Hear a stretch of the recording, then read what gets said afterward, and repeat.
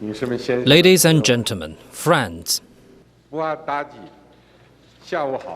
good afternoon.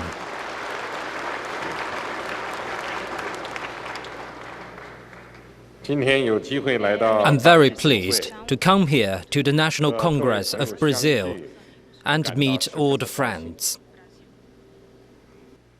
Chinese people believe that if people are destined to meet, a long distance will not keep them apart. As an old saying goes, though born 1,000 miles apart, souls which are one shall meet. Let me begin by extending, on behalf of the Chinese government and people and myself, the cordial greetings and best wishes to the hospitable and friendly Brazilian people and to all the people in Latin America and the Caribbean. Earlier, I met with President of the Senate, Calleiros, and President of the Chamber of Deputies, Alves.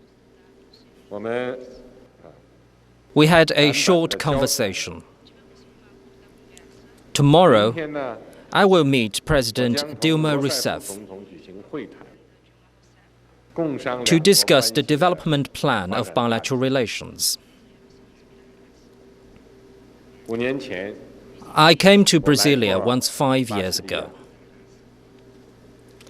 Coming here again to the city of new ideas and far-reaching implications, I recall the words of its founder, the late President of Brazil, Juscelino Kubitschek. Brasilia embodies the national spirit of the Brazilian people, forging ahead, pioneering, self-confident, innovative and responsible. Inspired by this spirit, Brazilian people unitedly and passionately have made remarkable achievements in national building, economic and social development. The anthem of Brazil says, "Giant by thy own nature, thou art beautiful, thou art strong, an impaved colossus, and thy future mirrors that greatness." Chinese people wish Brazil to become more beautiful and stronger and to have a better future. Ladies and gentlemen, friends, long distance separates no bosom friends. This Chinese saying accurately describes China-Brazil relations. Though the two countries are separated by an ocean, the vast Pacific Ocean has never stopped a friendly communication between the peoples of China and Brazil. 200 years ago, the first Chinese tea farmers came to Brazil to plant tea and teach skills. At the Vienna World Expo in 1873, tea from Brazil won world acclaim.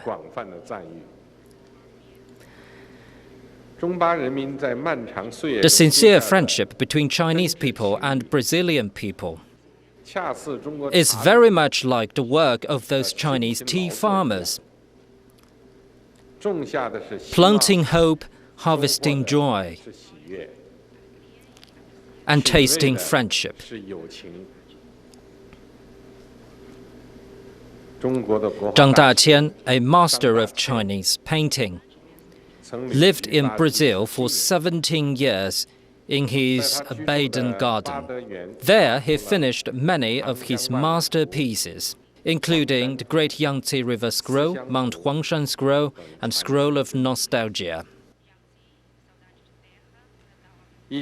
On August 15, 1974, China and Brazil officially established diplomatic relations, opening a new era for the development of bilateral ties.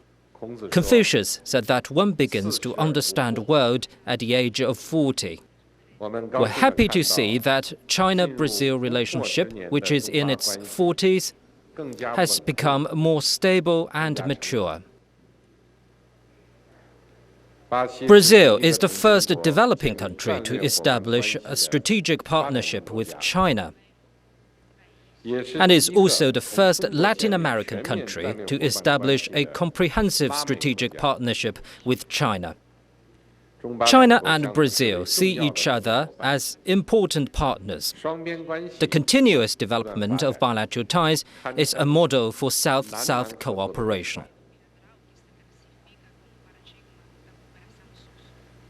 China has been Brazil's largest trade partner for 5 years in a row. Brazil is China's largest trade partner and an important investment destination in Latin America in the long term. The pragmatic cooperation covers not only traditional economic and trade fields, but also high-technology areas such as Earth observation satellites, regional aircraft, exploration and development of deep-water oil, and biotechnology. Our cooperation could be described as one that extends from the air to the sea, encompassing all sectors. Within the framework of many international and multilateral mechanisms, our two nations maintain close communication and cooperation in important international affairs, including global governance, sustainable development, climate change, and information security. Effectively safeguarding the common interests of developing countries and promoting the peace and development of the world. Ladies and gentlemen, friends, China and Brazil are major developing countries with profound influence and newly emerging economies with huge room for development. Our relationship is much more than bilateral relations and has increasing global influence. Taking the 40th anniversary of diplomatic ties as a new beginning, both sides should cherish their legacy and break new ground for the future to push forward the China-Brazil comprehensive strategic partnership to a higher level, broader field, and larger stage, with deeper perspective, broader mind, and firmer confidence.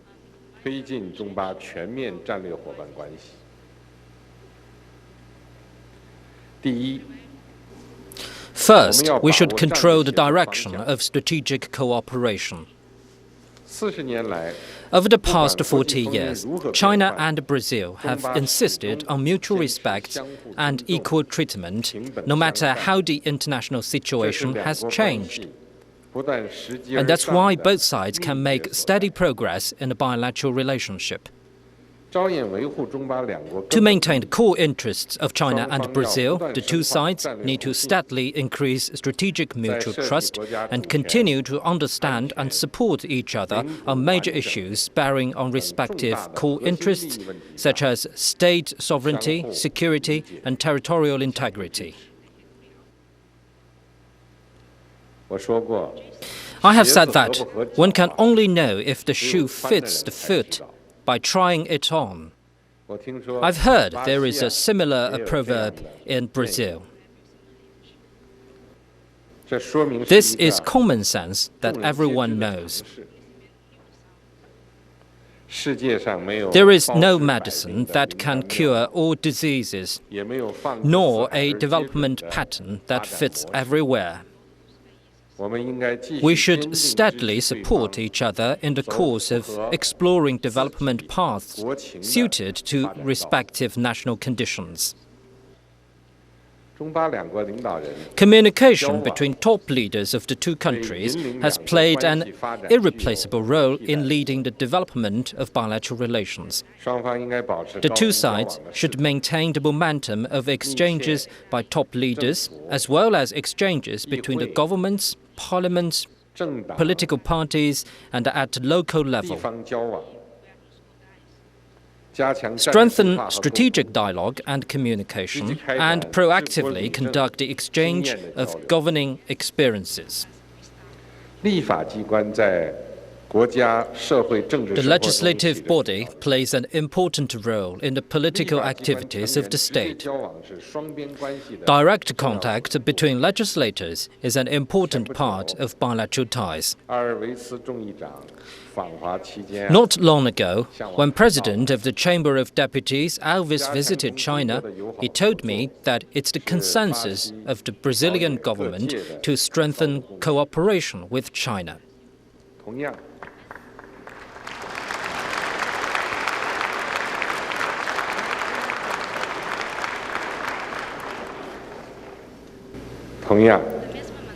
At the same time, enthusiasm for cooperation with Brazil is also increasing in China. I hope every member of Congress can bring your advantage into play, contributing more to the friendship between China and Brazil, and to the friendship between Chinese and Brazilian peoples. Second, we should seek collaborative development. China and Brazil are both vast countries with big populations. Both are at a crucial period of development. With arduous development tasks and a complex external economic environment, both countries are seeking growth by reform, adjustments, and innovation. And more potential is going to be released. Both sides should seize the opportunity and go forward with the advantage, promoting pragmatic cooperation to a deeper, wider, and better direction. Policy planning serves as the compass of development. Both sides should exercise the advantage of high-level coordination and cooperation committees, as well as strengthen the coordination of macroeconomic policy. We should also speed up the implementation of the China-Brazil 10-year cooperative plan and expand our strategic complementarity. Both should promote technology innovation cooperation and the application of technology and strengthen cooperation in high-tech sectors such as information technology and biotechnology. In 2013, bilateral trade exceeded $90 billion. Both sides should continue to expand trade scale, increasing the proportion of high added value products. At the same time, we should solve trade disputes in a proper way and promote trade balance. Both sides should expand mutual investment, enabling finance to serve as a driving engine for economic development. At the same time, both should steadily promote a series of strategic cooperation projects that will comply with development needs and benefit people of the two countries. Third, we should take responsibility in international affairs. Nowadays, the world is undergoing complicated and deep changes. Peace, development, cooperation, and win-win suit the trend of the times. World multipolarization and globalization are developing deeply. Cultural diversity and social informatization are continuously promoted. The technological revolution is creating new breakthroughs, and comprehensive strength of new emerging market countries and developing countries is growing. The balance of international powers is moving in a direction beneficial to maintaining world peace.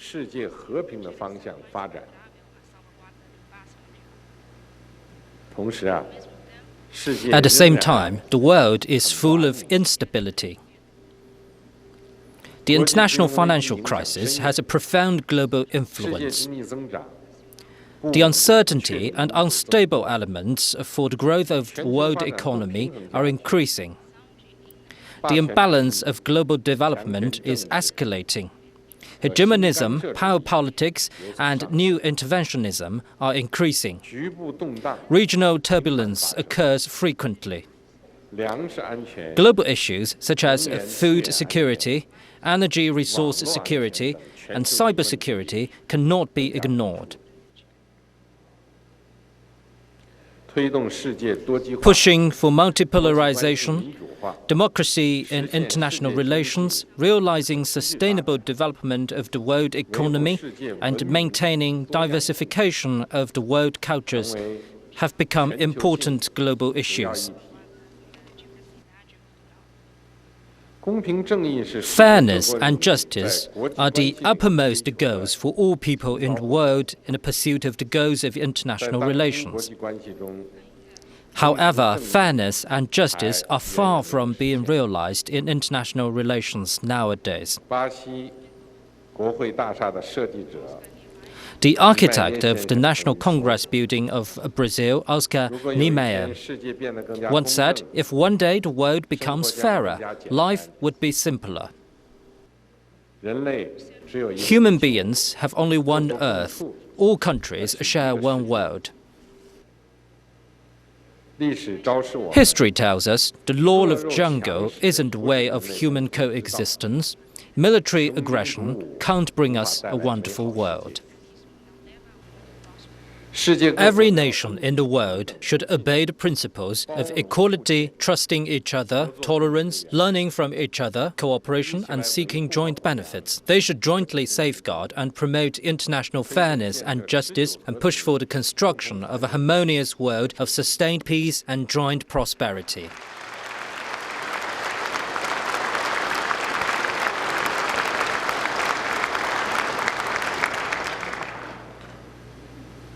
As two big developing countries from the East and West, China and Brazil should actively fulfill their international responsibilities, safeguard and promote international fairness and justice, and push the international order to develop in a more fair and reasonable direction as they seek developing themselves.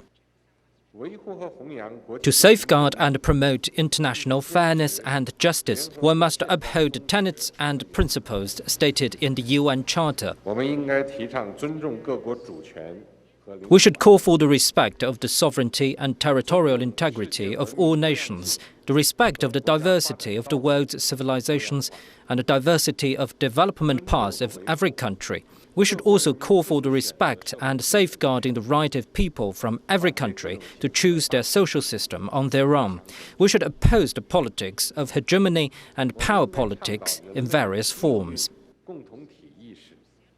We should promote a shared consciousness of the fate of humanity. Every country, as it pursues its own interest, should consider the reasonable concerns from other countries and promote the joint development of all nations so as to achieve a new type of global development partnership that is more equal and balanced.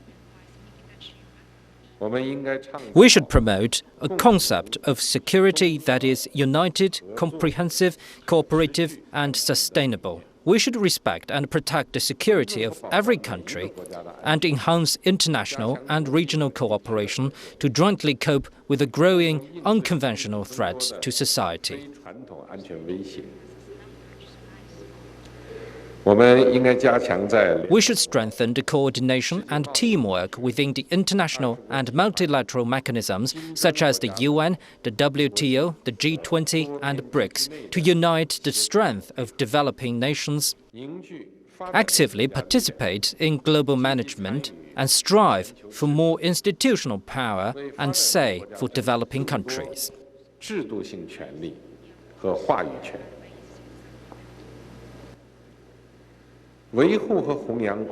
To maintain and uphold international fairness and justice, we must insist on sovereign equality. Sovereignty is the basic symbol of a nation's independence. It's also a fundamental reflection and a reliable assurance of national interest.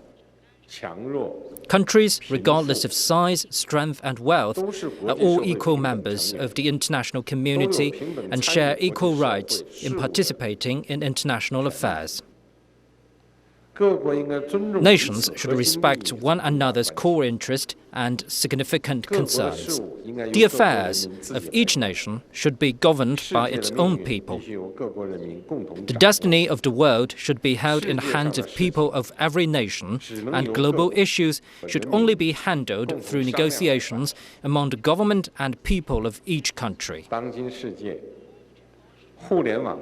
In the world today, the spread of the Internet has posed new challenges to national sovereignty, security, and interests, and we must respond conscientiously. Although the Internet is highly globalized, its development should not infringe upon a country's cyberspace sovereignty. No nation's sovereign interest in its information sector should be violated. There should be no double standards in the information sector.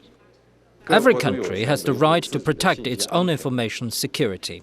Information should not be secure in one country but insecure in other countries, or secure in some countries and not secure in others. A country cannot pursue its own internet security at the price of threatening the security of other countries. Under principles of mutual respect and trust, and through positive and effective international cooperation, the international community should work to build together a peaceful, safe, open, and cooperative cyberspace and establish a multilateral, democratic, and transparent global cyberspace governance system. Ladies and gentlemen, friends, Latin America and the Caribbean are a colorful land filled with hope.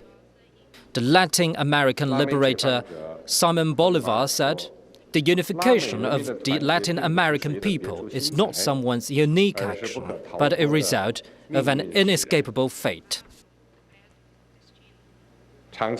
For a long time, the diligent and intelligent people of Latin America and the Caribbean have been actively exploring their own development paths and have made great achievements in areas of maintaining national stability, reviving the national economy, improving people's lives, and promoting regional integration and diplomatic diversification. And they are playing an increasingly important role in the international arena. Chinese people are wholeheartedly happy for this and sincerely wish the people of Latin America and Caribbean to continually make greater achievements. The China-Latin American relationship has a long history. As early as the second half of the 16th century, Chinese ships laden with silk and porcelain set sail from China's ports in Fujian and Guangdong provinces, traveled long distance to Latin America, and started the China-Latin American friendship. Entering the 21st century, the China-Latin America relationship developed rapidly and brought concrete benefits for people of both sides. Under the new situation, it is the common hope of people from both sides to comprehensively promote a mutually beneficial China-Latin America cooperation. China is willing to work together with Brazil and other Latin American and Caribbean countries and take each other as good friends with common goals and as good partners to make progress together.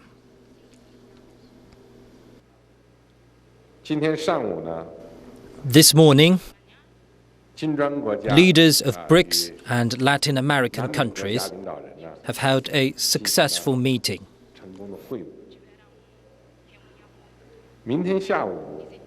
Tomorrow afternoon, I will attend the China-Latin America and Caribbean Summit. I expect to exchange opinions with Latin American leaders in state governing experiences, China-Latin America relations, and key international and regional issues that concern us both, to make important decisions in launching the China-Latin America Forum and promoting overall cooperation, and to promote the establishment of a China-Latin America partnership which is equal and mutually beneficial and can develop together, and to make great progress in China-Latin America relations. Ladies and gentlemen, friends.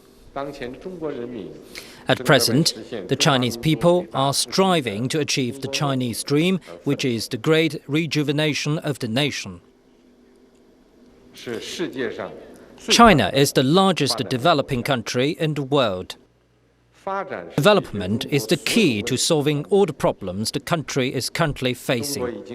China has set a development goal whereby 2020 it will double its overall GDP and per capita income of urban and rural residents compared to that of 2010 levels. China will also build a moderately prosperous society that will benefit its billion-plus people, to ensure that a democratic, civilized and harmonious modern socialist country is established by mid-century. China has always been a peace-loving nation pursuing the path of peaceful development. China firmly opposes all forms of hegemony and power politics and is willing to uphold human conscience and international norms together with other countries. China cannot develop without the world, while the world also needs China for its development. China is firmly pursuing an opening up strategy of win-win cooperation and mutual benefits as part of efforts to further its development. China will take the responsibility to make contributions to the world that will benefit the Chinese people and global community. Brazilian author Paul Grello said, "People with the courage to achieve their dreams through their own ability can hold up the world. Unity, cooperation, development and revitalization are the dreams of the Latin American people. The Chinese dream and the Latin American dream are tied closely together. We should pursue these dreams together and achieve them together." Ladies and gentlemen, in human interaction, acquaintance needs knowing, knowing needs understanding, and understanding calls for knowing each other's heart. Friendliness between people of both sides is the source of the development of China-Brazil relations. In the 1980s, the Brazilian TV drama Slave Isora was very popular in China. Millions of Chinese viewers were touched by Isora's pursuit of freedom and love. Brazilian music and dance are gaining more and more popularity among young Chinese.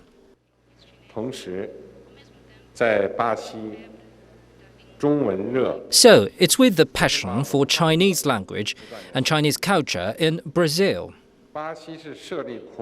Brazil has 7 Confucius institutes and 2 Confucius classrooms, which is more than any of that in other Latin American countries.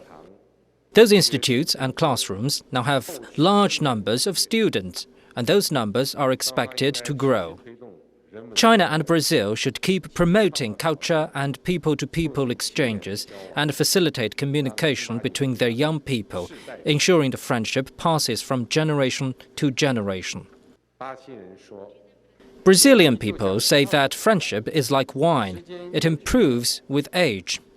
For a long period, people who are keen on developing China-Brazil relations have been making silent contributions to the mutual understanding and friendship between Chinese people and those from Latin America, as well as friendship between Chinese people and Brazilians.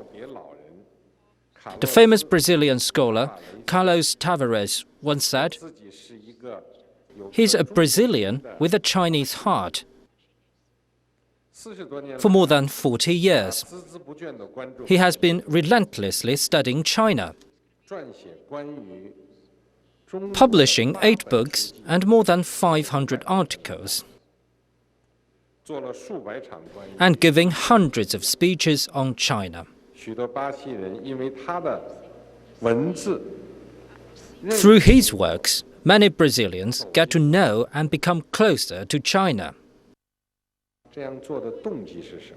When asked why he does what he does, He answered, "All I want is to introduce China and make it known to more people. Nothing else."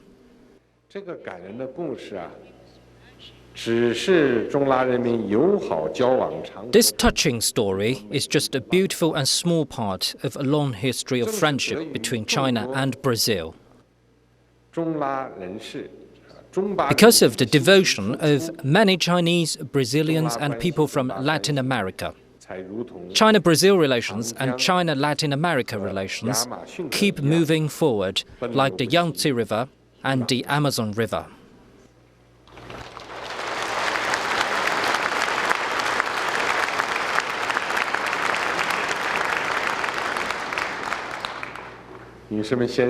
Ladies and gentlemen, friends, a Chinese poem says, "Wide apart are the shores at high tide. One full sail is all the boat requires in wind that's just right." Looking into the future, let's stay hand in hand and shoulder to shoulder, creating a better future for the China-Brazil Comprehensive Strategic Partnership and composing a majestic poem of comprehensive partnership. Let's make joint efforts for the noble cause of advancing peace and human progress. Thank you.